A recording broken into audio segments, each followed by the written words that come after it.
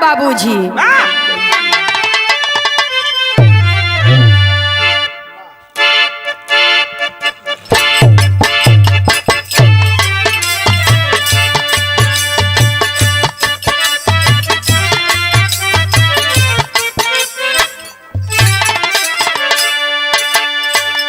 बहुत प्यार करते हैं,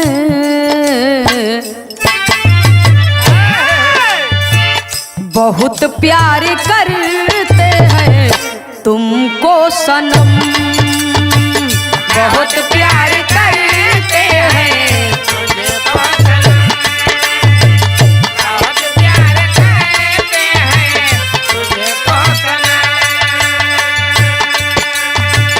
कसम चाहे ले लो, कसम चाहे ले लो, खुदा की कसम, बहुत प्यार करते हैं तुमको सनम, बहुत प्यार करते हैं तुझको सनम, बहुत प्यार करते हैं तुझको सनम।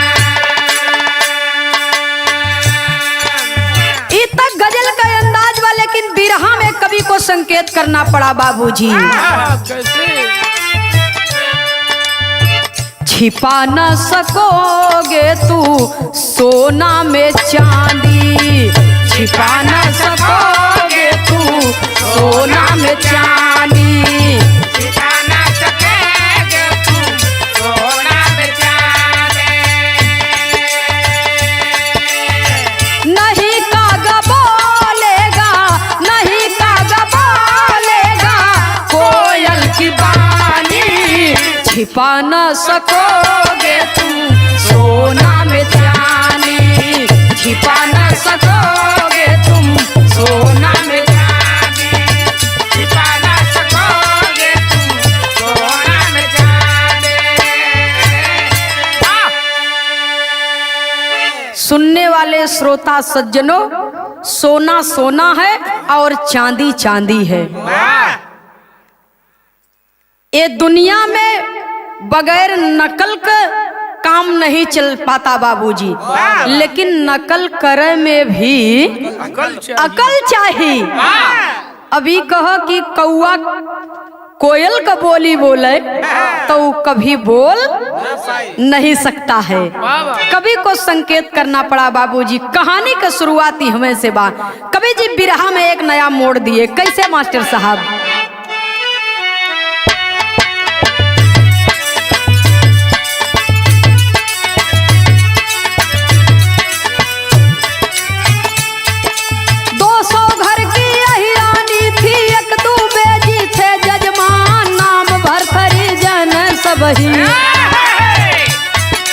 पूजा पाठ बस उनका काम, दान दक्षिणा में जो पाते करते थे जीवन निर्वाह। एक दिन दुल्हन बोल पड़ी है,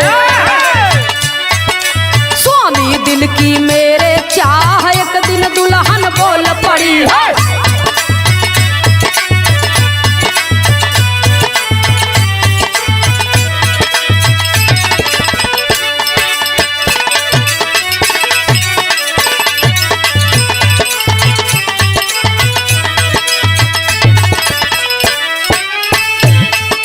एक दिन दुल्हन बोल पड़ी है, स्वामी दिल की मेरे चाह। घर की हालत ठीक नहीं है, लागत बाटे दिल में ठेस। बात मान दुल्हा का डूबे, तजे वतन दिल बढ़ा कलेश। करा कमाई जाके कतहू, चल जा सैया तू परदेश। करा कमाई जाके कुछहू,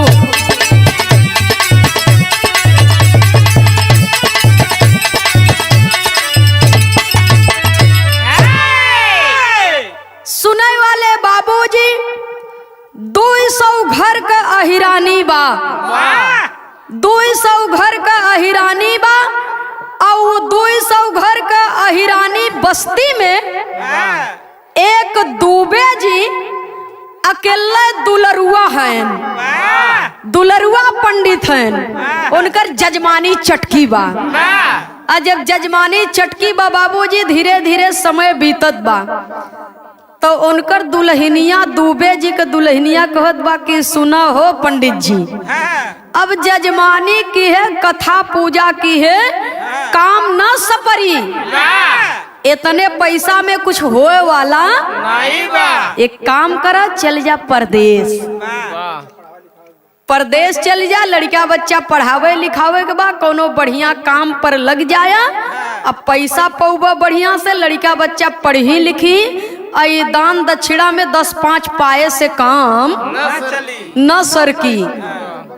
इतना बतिया बाबूजी जब दुल्हन कहत हैं तो दुबे जी के दुल्हन के बात समझ में आई गई, हमार दुल्हनिया ठीक कहता, क्यों 2 रुपया 4 रुपया 5 रुपया 10 रुपया 20-50 रुपया दे देत बा, लेकिन इतने में हमार काम होत नहीं बा, जा पैसा कमा, परदेश में रह के कम से कम पैसा कमाए के घरे भेजब तो हमार लड़का बच्चा पढ़ी लिखी, इनकर भविष्य उज्जवल हुई, और घरे में कोनो बात का तकलीफ भी न रही, कलेश भी न रही।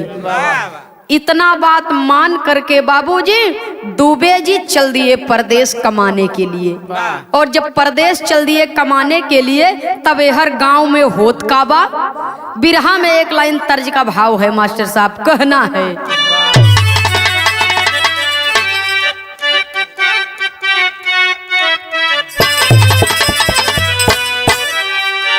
अरे बाली और झुमका भुलाई द,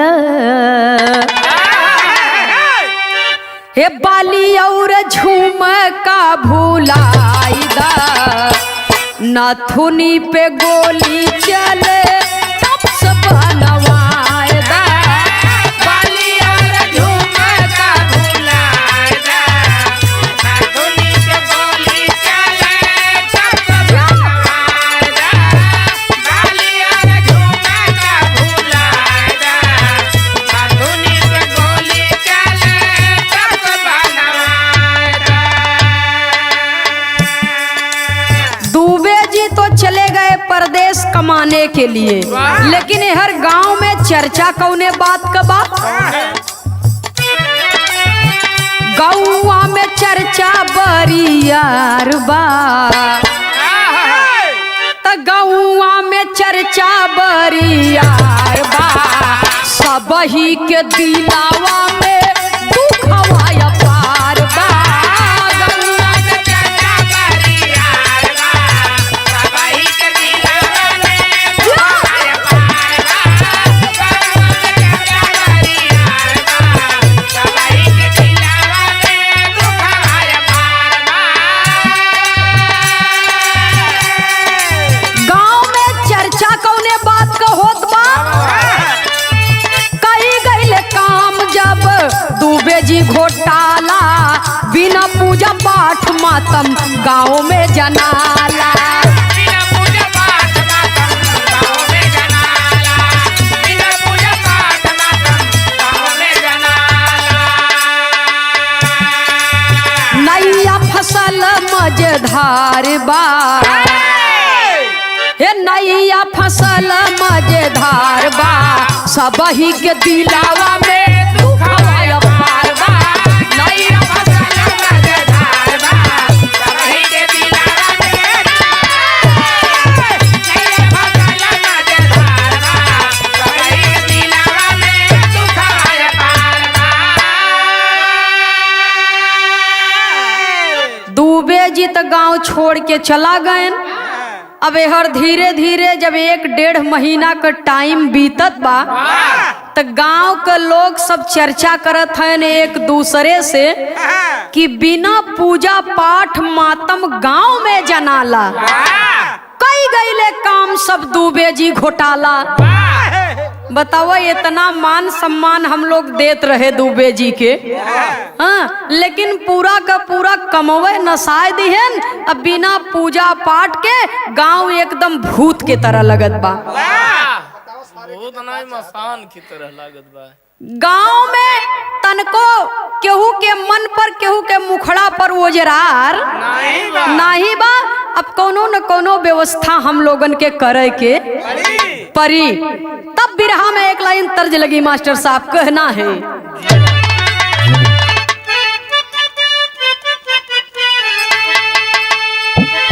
अरे गाँव मझारी एक तिवारी, अरे गाँव मझारी एक तिवारी, अरे पाके निवास आए,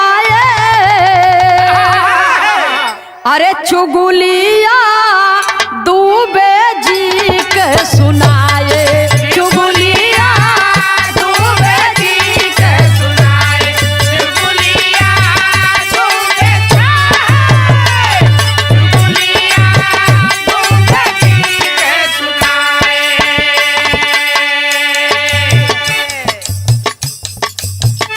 सुने वाले बाबूजी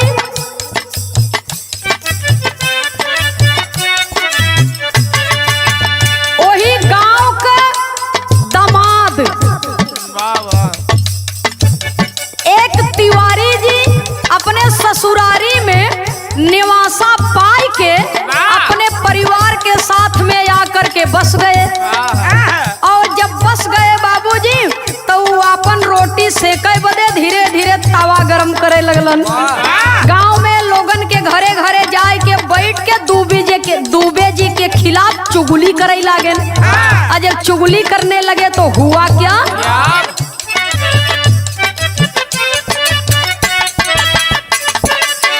पहुँचे तिवारी प्रधान जी के द्वारे, पहुँच तिवारी प्रधान जी के द्वारे, पहुँच तिवारी प्रधान जी के द्वारे।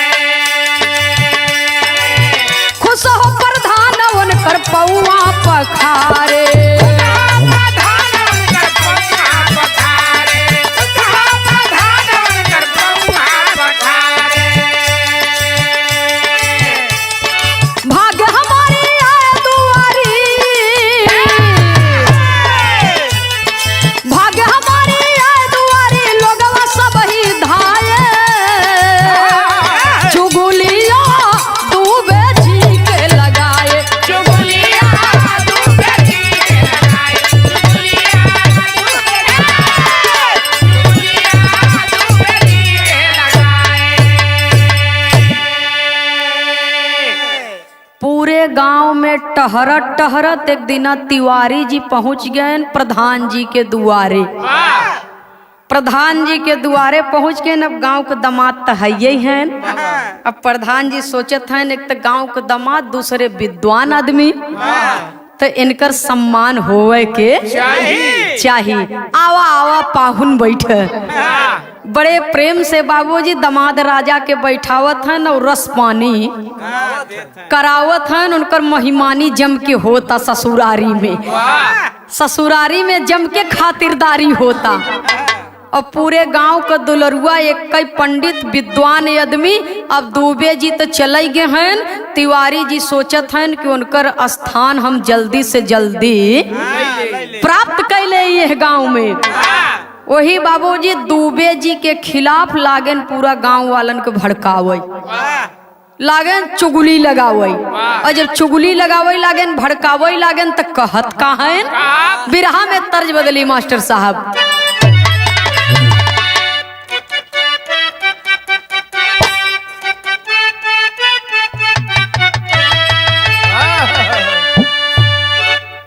कोनो देवर भौजाई के बात, देवरा भौजैया से नाराज का उ कहता का कहता बाबूजी, अरे देवर के दूर दूर ना करे, देवर के दूर दूर ना,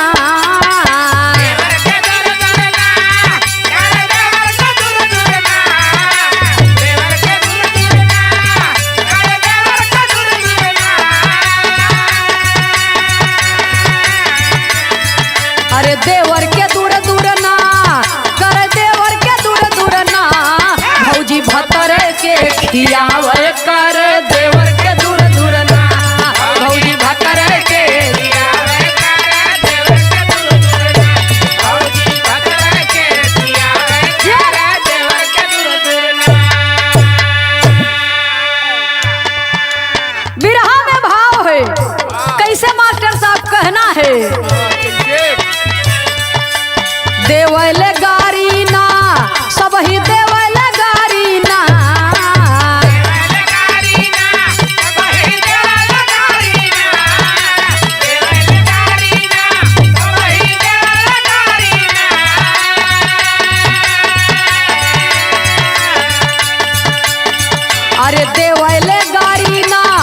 सबही देवल गारी ना, सबही गौआ के नर नारी देव डूबे के गारी ना, सबही गौआ के नर नारी देव डूबे के।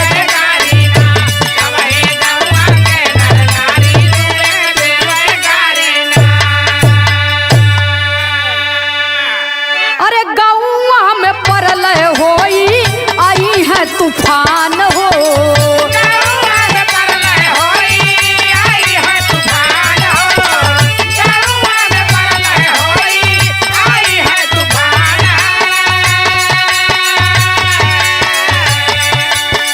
यही बातिया के रहल डूबे जी का ज्ञान हो, यही बातिया के रहल डूबे जी का ज्ञान हो, यही बातिया के रहल डूबे जी का ज्ञान है।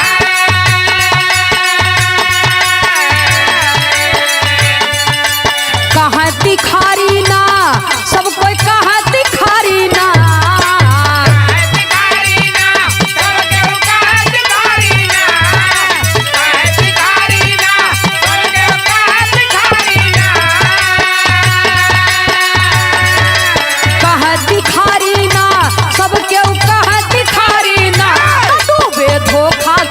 भारी सब कोई कहती खारी ना, डूबे धोखा कैले भारी कहती ना, डूबे धोखा कैले भारी कहती ना। पूरे गांव में तिवारी जी जाए के हल्ला कह दिहन कि दुबे जी इतना विद्वान आदमी रहेन, ई गांव में बहुत भयंकर तूफान आवे वाला बा, ये गांव में बहुत भयंकर तूफान आवे वाला बा और ऐसन तूफान की सब कुछ तहस नहस कर दे। ई बात का ज्ञान रहा दुबे जी के, जानकारी थी, गांव उनके बचावे चाहते रहा, लेकिन अपन जान लेके वो पराई गए भाग गए परदेश। जब इतना बात गांव वाले सुने तो लागन दुबे जी के सब गरियावे, कहे ससुर इतना दिन से हम सब घी खियावा इनका ढोई ढोई के ले जाए के, इतना रुपया पैसा ऊपरी कंडी कुल दिया, और जब परले आवे के भात ससुर बम्बई भाग गए। एक काम करे इनके मेहर वो लड़का के गांव से निकाले, सब जाए और जौन आए तो हम पचे देख ले। जब इतना बात तिवारी जी सुनत हैं, कहा जाए दो हमार सरहा जी ला गए, उनका छोड़ा वो हमार सरहा जी ला गए। अब पूरा गांव में तो वो शामिल है न, तो अगर वो चली जाही तो उनके जाए से तोहार सबके विपत कम न होए। एक काम कर, जैसे हम कही वैसे कर। दुबे जी चला गए तो का भ हम तो है न, हम तोहरे गांव का बवाल छोड़ाई देबै, तूफान न आवे देबै। तब कवि को संकेत करना पड़ा। बिरहा में एक लाइन तर्ज का भाव है मास्टर साहब,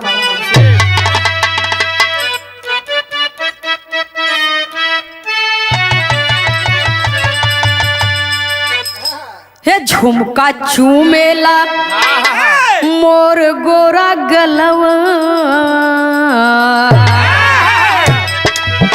झुमका चूमेला हाँ झुमका चूमेला मोर गोरा गलवा, नथुनिया कमाल करेली, झुमका चूमेला मोर गोरा गलवा, नथुनिया कमाल, झुमका चूमेला मोर गोरा गलवा, नथुनिया कमाल करेली। तिवारी जी कह रहे हैं, सुना, गांव वाले सवाल करत हुवन, कैसे छूटे हमरे गौवा का बवाल, कैसे छूटे हमरे गौवा के बवाल हो कि सब ही सवाल करेले, कैसे छूटे हमरे गौवा के बवाल हो कि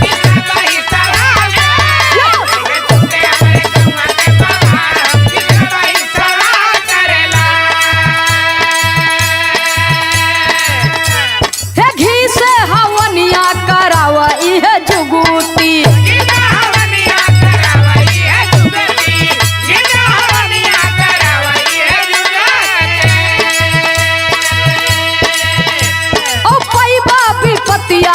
सब ही मुक्ति।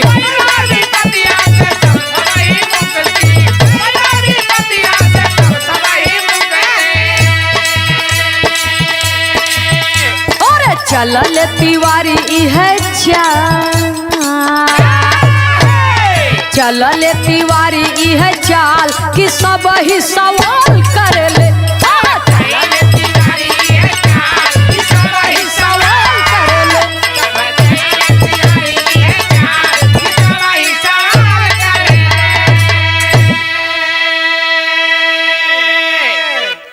तिवारी जी कहत हैं गांव में घीव बा। कहाँ घीव घरे घरे बाटे। कितना चाहे कहाँ किलो 2 किलो में काम ना चल पाई। न चले। कहाँ कितना चाहे महाराज। ये विपदा से बचावा।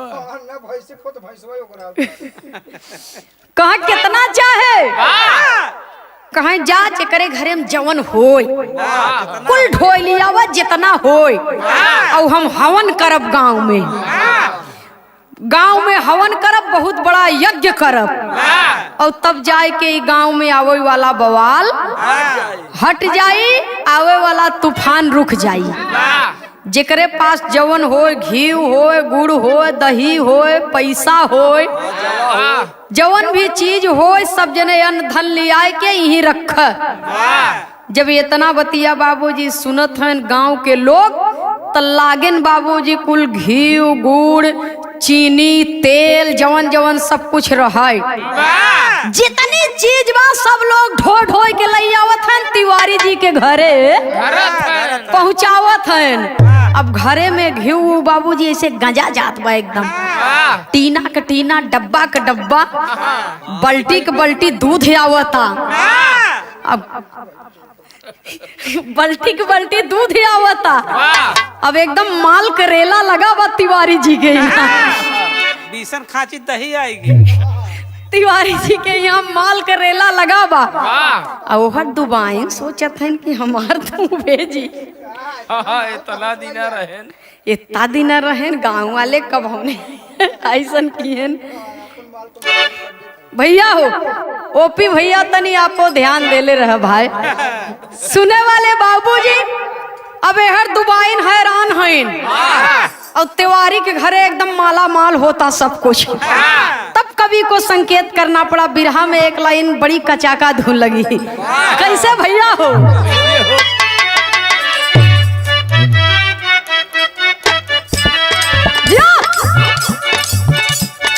कोनो दुल्हन के भूत धैले बा। हाँ भूत धरे बा भूत। ओकर करिहाव रही रही के बकता पिराता। अब पति तो ओकर घरे में बा नहीं बुढ़ऊ से कहता कि लई चलता हमें कोनो ओझा सोखा के दिखाई देते। तो जब ओझा के लगे बुढ़ऊ लिया के जात हैं तो ओझा दमदार रहे शौकीन टाइप के रहे। ओनहु को ओझाई चटकी बाटे। तब दुल्हिया कहता सोखा झार दीही बथ करी हाइया। सोखा झार दीही बथ करी हाइया। सोखा झार दीही बथ करी हाइया। सारी रात नहीं आवेले उहाइया। सारी रात नहीं आवेले उहाइया। सोखा झार दीही बथ करी हाइया। सोखा झार दीही बथ करी हाइया। सोखा झार दीही बथ करी हाइया। लेकिन बिरहा में कवि को संकेत करना पड़ा बाबूजी। कहना है अब हर दुबे जी के दुल्हन तिवारी जी के देख करके उनके घरे का धन देख के अपने दुबे जी के एक ही चिट्ठी लिखत है। और चिट्ठी में लिखत का है स्वामी चली आवा अपने तू देशवा। स्वामी चली आवा अपने तू देशवा। स्वामी चली आवा अपने तू देशवा। चिट्ठी भेजली दुबाइन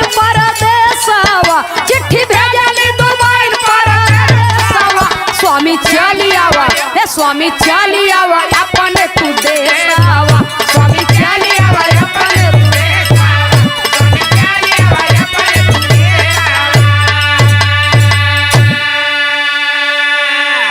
आई हवा तिवारी के जमी जजमानी,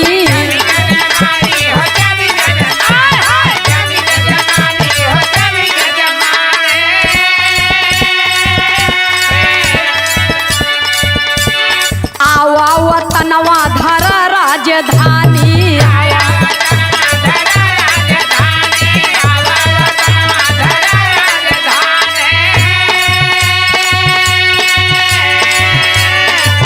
बट दिलवा में बहुत कलेसावा, बट दिलवा में बहुत कलेसावा, स्वामी चली आवा, स्वामी चली आवा अपने तू देसावा, स्वामी चली आवा अपने तू देसावा, स्वामी चली आवा अपने तू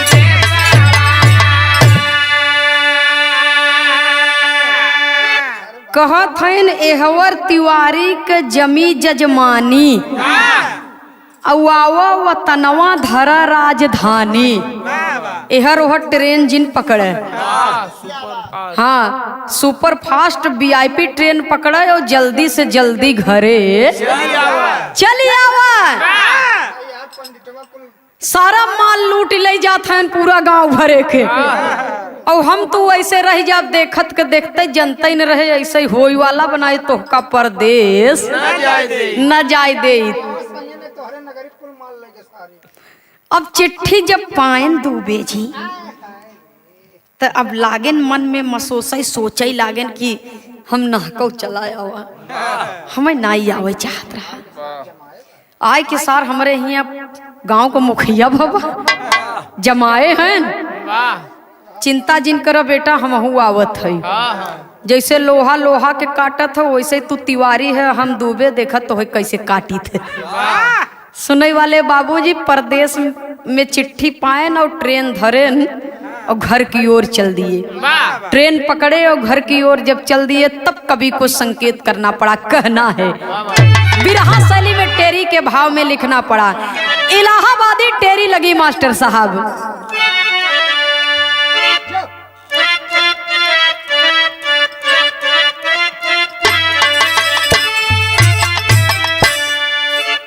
अरे मारल मारल झमेला में माराइल मतिया, मारल मारल झमेला में माराइल मतिया, मारल मारल झमेला में माराइल मतिया, तिवारी फंसे जाल में ना हो, तिवारी फंसे जाल में ना हो, तिवारी फंसे जाल में, तिवारी फंसे जाल में डूबे कैले खेला, झमेला में माराइल मतिया,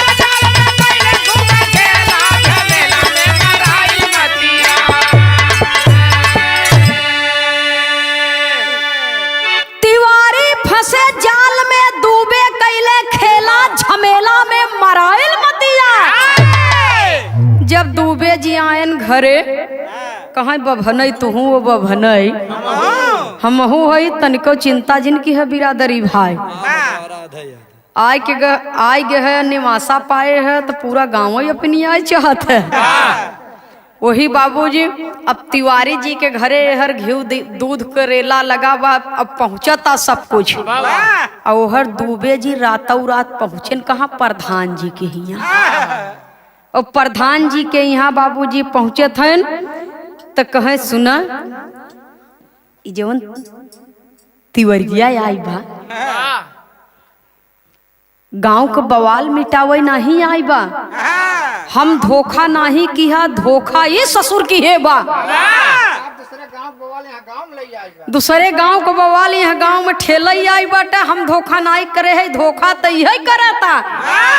इतना तो बताई दिहन कि हाँ गांव में तूफान आवे वाला बा, लेकिन उनके शरीर में कितना माल छुपा बा बताते न।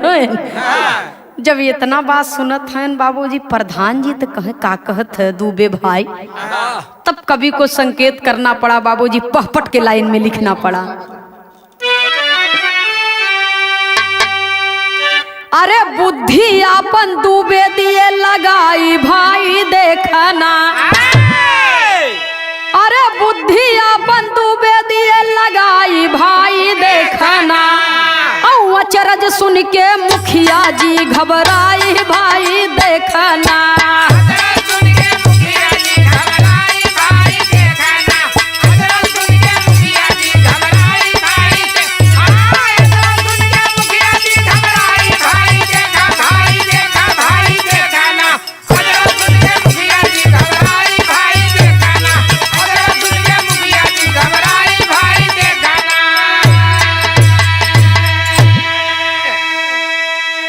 अरे तिवारी जी के रोम रोम में करई लक्ष्मी वास हो, और एक रोआ के ऊपर बाटई 1000 के आस हो।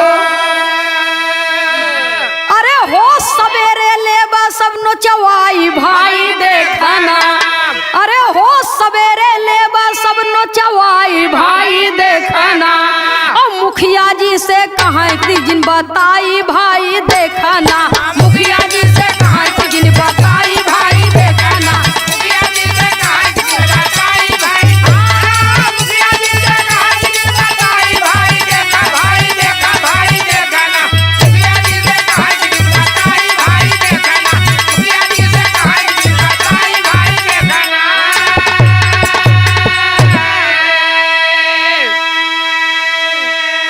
प्रधान जी के दुआरे जाए के सारी बात बताए दी है। अब वहां से उठन तो जात हन मुखिया जी के यहाँ। अब जब जात हन मुखिया जी के यहाँ बाबूजी कहे कस इतनी रात की दूबे जी आप वाह, कहे हमरे गांव के लोग परेशान हैं और नाजायज तरीके से गांव के धन कतौ अंत जाए, केहू के लगे जाए, तो हम यही गांव में पैदा भ है, यही गांव के माटी में पला बढ़ा है, ई हमसे बर्दाश्त न होए। कहे मतलब ई बा हम तो गए रहे परदेश अपने लड़किया बच्चा बदे कमाई बदे, लेकिन तिवारी जी बहुत बड़ा दगा कमान है तोहरे सबके संगे। जितना जने लगे हो पहुँचाए है, घी दिए है, दही दिए है, दूध दिए है, पैसा दिए है या गहना दिए है, जितना जने लगे है पहुँचाए है। और सब केहू हमार बात मानी ले कि जवन तिवारी जी हैं उनके रोम रोम में लक्ष्मी वास करत ही।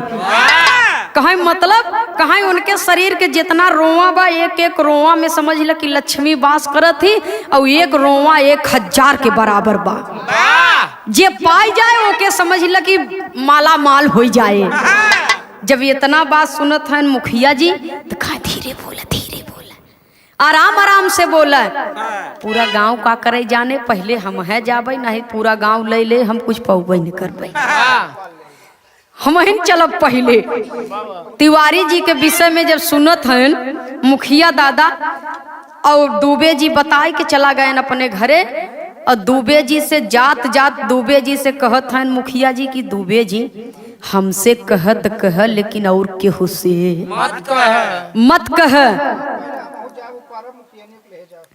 पहले हम जाबे तब और दूसर केहू जाए। जब इतना बात कह के दूबे जी के विदा कह दिए, चाह पानी उनी कराए के, कहा एक आध टीना घी चाहे बतावा तो हो दे लिए जा, बहुत राज के बात बताए हैं। कहा हमार गांव माला माल हो जाए पहले, और जितना धन गबा वो सब वापस चली आवे, तो है तो हम ही न अब कतौ न जावे परदेश उरदेश। आप लोग मान सम्मान से जवन देब तवन हम स्वीकार कर लेबै। तूफान उफान न आए गांव में, करे चक्कर में जिन पर ये सब लोकल बात है। तिवारी कमाए के जुआर लगाए हैं, इतना कह के बाबूजी दुबे जी चला गए। मुखियाइन कहत हैं, मुखिया से कहो दुबे आई रहन का कहन है, कहीं बताए तो देव, लेकिन तू जाबो केहू और को बताई देबू तब तुहार मन तोहरे बस में ना ही रहते, कौनो बात तोहरे पेटे में ना ही पचत। मुखियाइन कहे तुहार मच सैया हम केहू बताऊबे न करबे, झूठौ किरियो खात हई, तुहार माँ छुअत है हम केहू को बताऊबे न करबे। कहे वो जौन तिवरिया बा ओकरे रोम रोम में लक्ष्मी वास करत थी। कहा सैया हुआ वो सरवा में से हेरावा कोठरिया में, तब बतावा धीरे धीरे बोला नहीं क्यों सुन ले। और जब कोठरी में जाते हैं कहा अब बतावा, कहा वो करे अगर एक रोवा दो रोवा चट्ठे पाई जाबू तो समझ लो कि जनाब 4000 5000 के मलकिन हो जाबू। एक रोवा ओकर 1000 बराबर बा। 4 टिपाई गयो 4000 पाई गयो। जब इतना बात सुनत हैं बाबूजी मुखियाइन, तो अब कहाँ उनके पेटे में पचता बात, पेटे में बात ही नहीं पचत है बाबूजी। और घरे में से सवेर भर अब भोरहिया में जब जात हैं सिवान में, तो कुल मेहरारू गांव के जात हैं सब, और गांव के सब मेहरारू जात हैं तो कहे हे बहन हे नई बात है, एक नई बात सुना है, लेकिन बताओ मत केहू से बताऊ जिन दू जनी हो तू ही सब जानू और क्यों न जाने पावे। कहा तिवारी के यहाँ तोहरे घरे से कितना घी बा, कहा कितना गबा, वही एक मेटा धरे रहे, गांव के बवाल टली जाए वही के मारा लगे, समय मेटा वही पहुंचा दिया। कहीं लगे समय मेटा वही पहुंचा दिया। जौन बुढ़िया माई रहे नानू मास्टर वो कहत हईन कि हम हो लग गए मजे के दैया हुआ दुल्हनिया हम बताई दे रच्चे तोरे बाबू खाए भी ना दे, तनी हम हो बताई दे। अब बताई दीन बाबूजी। अब जब 2 मेहरारू जाने पाए तो 2 से 4 4 से 6 6 से 10 पूरा गाँव जान गई। कुल मेहरारू जाने पाए जाके अपने अपने आदमी से बताई दीन, अपने अपने आदमी से बताई दीन, पूरा गांव शोर हो गए कि तिवारी जी के एक रोवा में 1000 बा। आज जब पूरा गांव शोर हो गया बाबूजी, होश सवेरे पूरा गांव टूट पड़ा। तब कवि को संकेत करना पड़ा, कहना है आल्हा के लाइन में लिखना पड़ा।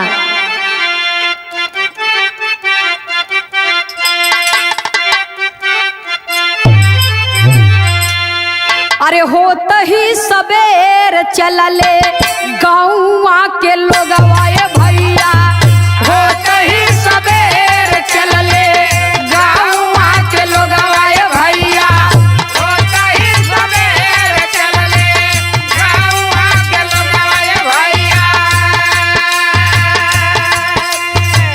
जाके सब ही घेर लिहले पंडित का दुआर।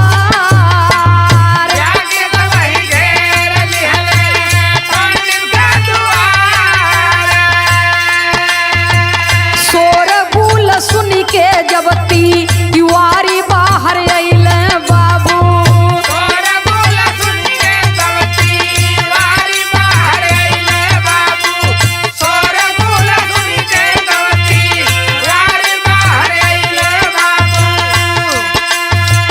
गाँव के लोग ये सब कहाँ ललकार, गाँवा के लोग ये सब कहाँ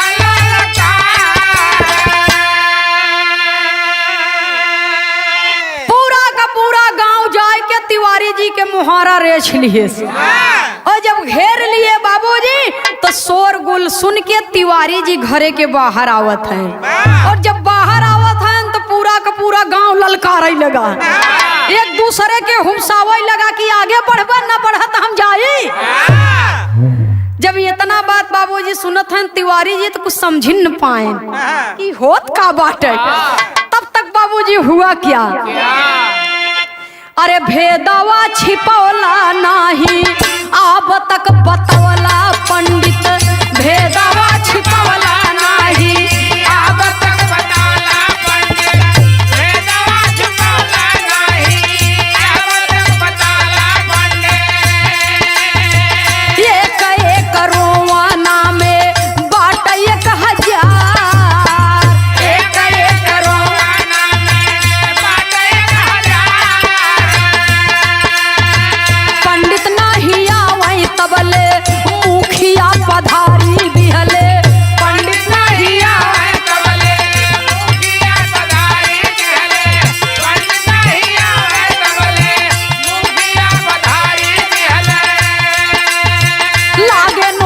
सब ही शरीरिया के पार। लागे नोच सब ही शरीरिया के पार।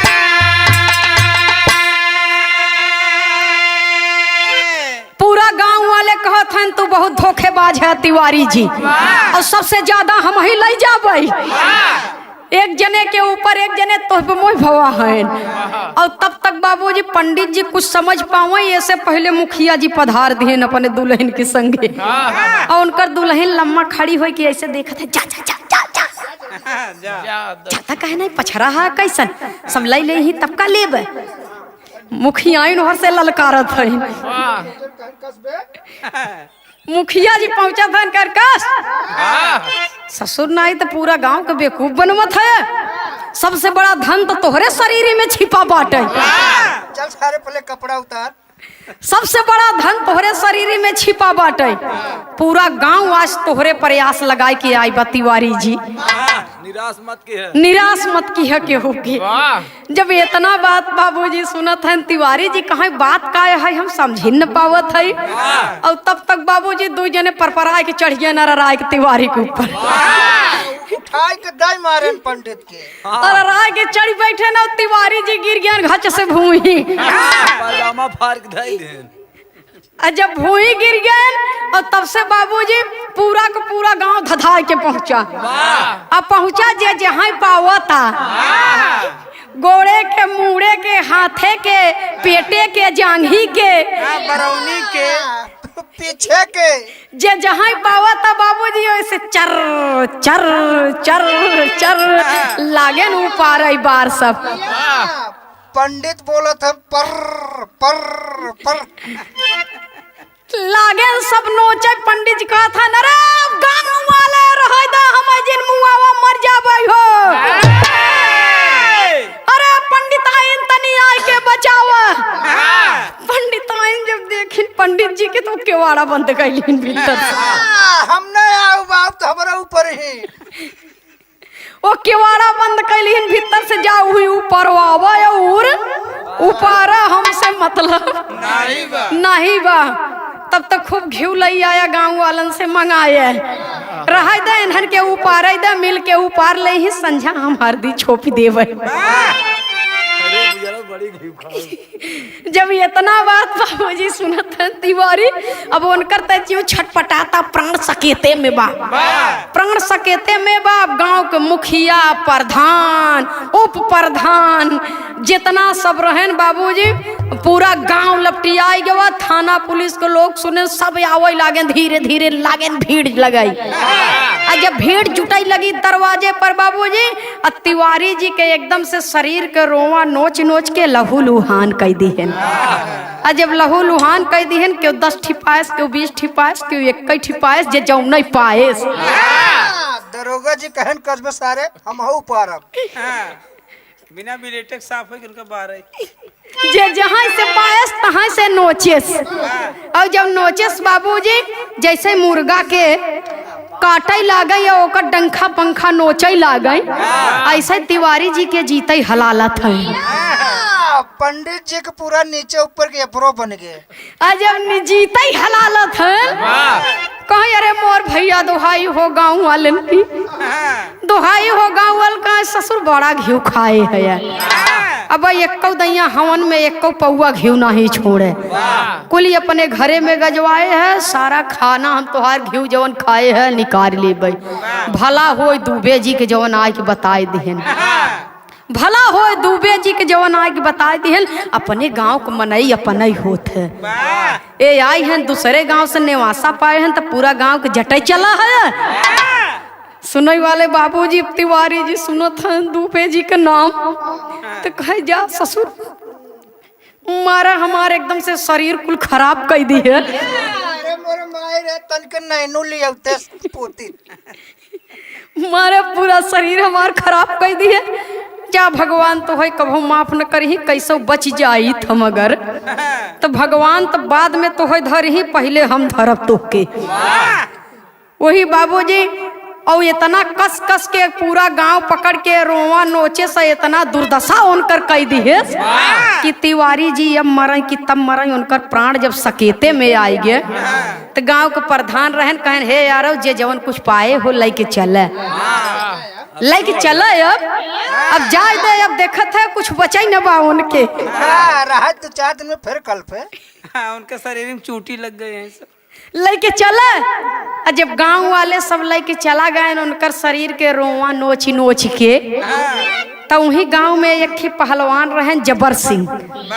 जबर सिंह पहलवान जब अखाड़े पर से रियाज मार के आए उनके रहन कहते हैं रो झूठे जौन बाटे दूध पी के जौन भाई दे भाजत है झूठे रियाज मारत है न कोनो काम के न क्रिया के। कहा का भवा आज कैसन सवेरे सवेरे बहुत गरम गरम बोलत हो। तोरे पहलवानी में आग ही लागे। कहीं सवेरे सवेरे कैसे गरम गरम बोलत हो रचे कायदे से बोला। पहलवान के दुल्हन का है तोहसे नगद तो गांव का एक ही मजूरी करे वाला मनई बा 4-6 हजार का मालिक हो जाए आजू। बतावा कम से कम गवाह होता लई आई होता 2-4 तबो। जब इतना बात सुने पहलवान जबर सिंह तो कहा बात का है का बात यह है। सारी बात दुल्हन बतावा था बाबूजी कैसे कभी को संकेत करना पड़ा।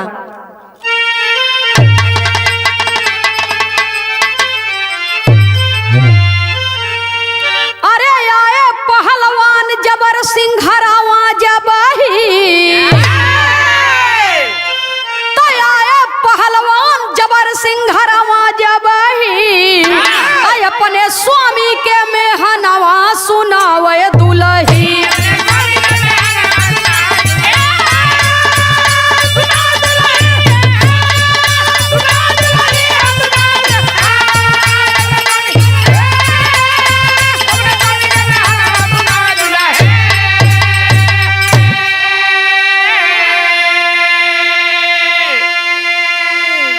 अरे रोना तिवारी जी के बनल बा खजाना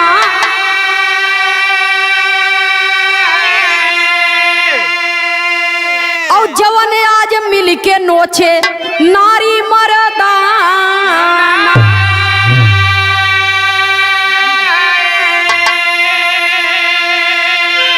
अरे भइल माला माल पूरा गांव सबही। अरे भइल माला माल आज गांव सबही अपने स्वामी के मेहनवा सुनावे दुल्हन।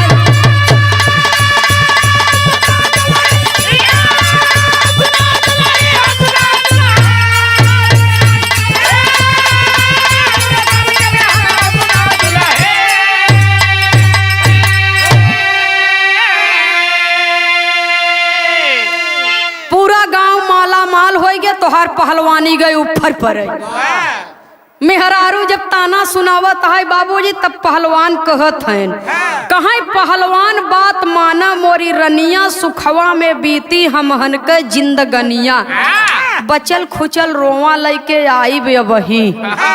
कहे चिंता मत करा जात है हमहू लेके आवे न दुल्हनिया कहे सब त लूट लिहन गांव वाले तू का लेके आऊ। जबर सिंह पहलवान कहे कतौ तो बचा होए हम जाते हैं खोज के लिए हम जात है पंडित के वार दई के टाणे सोवत है। हम जात है खोज के लिए आऊ कतौ तो बचा होए।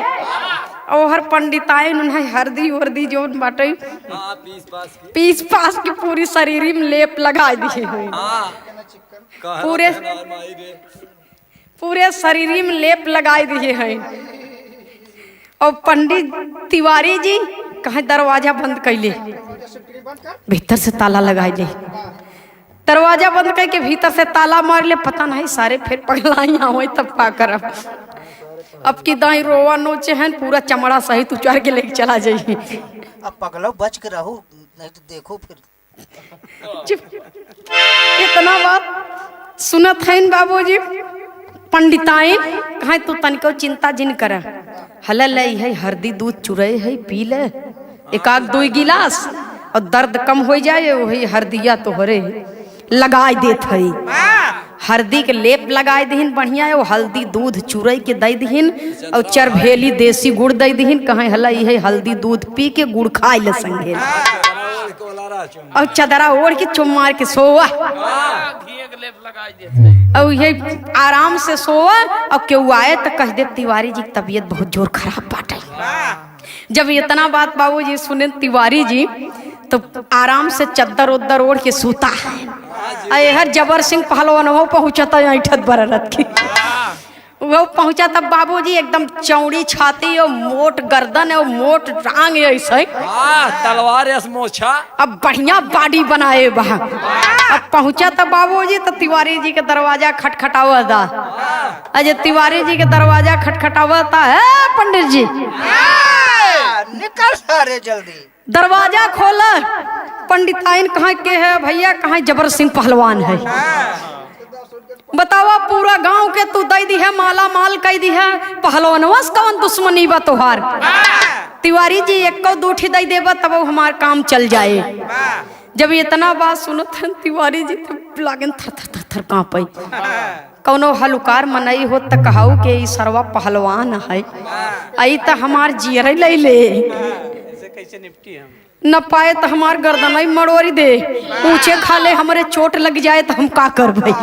पंडिताइन डर के मारा खटिया के नीचे। पंडिताइन डर के मारा ओहर छिप गईन। हर दरवाजा जब नाई खोला था बाबूजी मारे चौचक लात, जब 4-5 लात मारे पहलवनवा दरवाजा भहराई गया टूट गया। पहुंचा बाबूजी खटिया पकड़ के उलट गया उठाए के। पहलवान मनई तो गुस्सा आई गए, कहा कब से विनती करत है सुनते ही न है तू पची सबके दे दी है हमें ना देत है। तिवारी हाथ जोड़ के कहा था मोर भाई पहलवान अब नाई बचाओ भाई, नहीं बचा पायो। पहलवान कहा था कतौ तो होए। और बाबूजी धीरे धीरे धीरे धीरे सब कुछ तो उतरिन चुका रहा उनकर, वह निंगोटे भर रह गया रहा। खोल के लागे अल्ट्रासाउंड कराई और निंगोटा बाबूजी सरकाय के और दोनों जांघी पर एक ही लात लगाए के ऐसे हाथ से पकड़ के बाबूजी और खींचत है। पहलवानवा मारे सुनकर भग भग गड्ढा खराब हुई। रोआ पकड़ के बाबूजी ऐसे खींचत है ना, पंडित जी के जांग ही ऐसे दबाए हैं घोड़े से। और जब दबाए हैं बाबूजी अब पंडित जी के रोआ नाई ऊपर तो है न सुनकर खसकी जाता।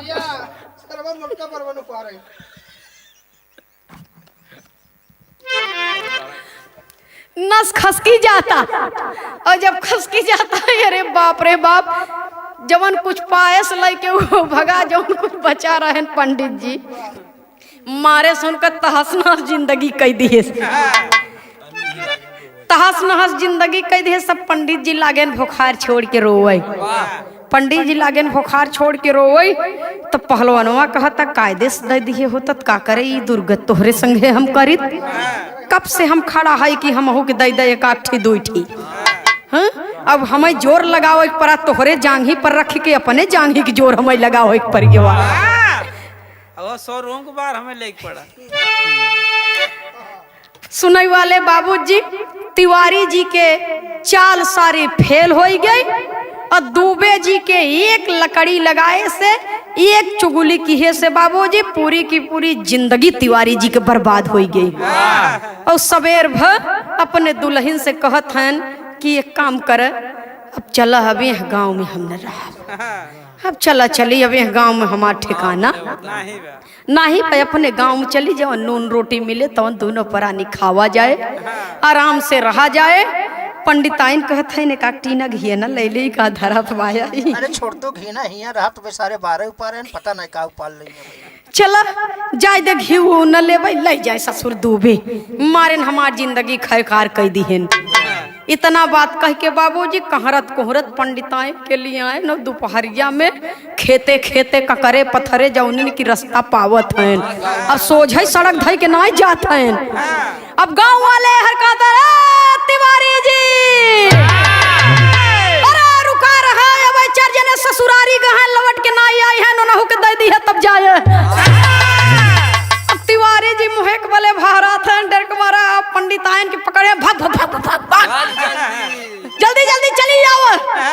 अलिहे सरसेटन बाबूजी वो अपन रास्ता नापेन हर दुबे जी फिर से गांव में जजमानी करई लागन और दुबे जी के जजमानी चटक गई बाबूजी और गांव वाले सारा बवाल से बची गए।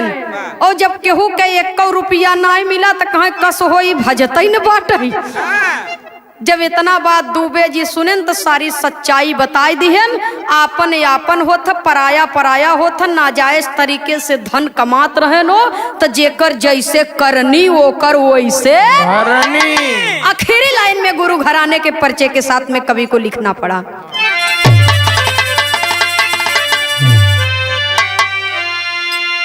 स्वामी सीता राम हित कवि लहुरी स्वर्ग सिधारे। मंगल यादव जौनपुरी कवि सुंदर गीत सवारे।